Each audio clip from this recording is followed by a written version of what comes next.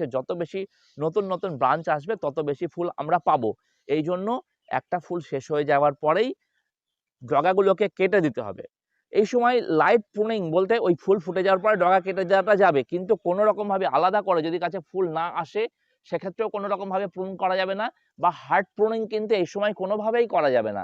কোনো গাছ যদি এরকম থাকে, বড় থাকে, যদি রিপোর্ট না করা হয়ে থাকে, ডিসেম্বর মাসে কোনো গাছকে রিপোর্ট করা যাবে না। যদি খাবার না দেওয়া হয়ে থাকে, টবের সাইড দিয়ে কিছুটা মাটি তুলে নিয়ে আপনারা সেখানে ওই মিক্সড খাবার যেটা বললাম সেটা দিয়ে দেবেন এবং অবশ্যই সেখানে জল দেবেন। আর বগেনভেলিয়া গাছ কিন্তু খুব ভালো রাসায়নিক সার হিসেবে সুপার ফসফেট পছন্দ করে, আর ফুল আনার জন্য আমাদের গাছের দরকার হচ্ছে পটাশ। এই জন্য আমরা সিঙ্গেল সুপার ফসফেট এবং লাল পটাশ 2:1 অনুপাতে মিশিয়ে, অর্থাৎ যতটা সিঙ্গেল সুপার ফসফেট নেব তার অর্ধেক নেব লাল পটাশ, দুটোকে খুব ভালো করে মিশিয়ে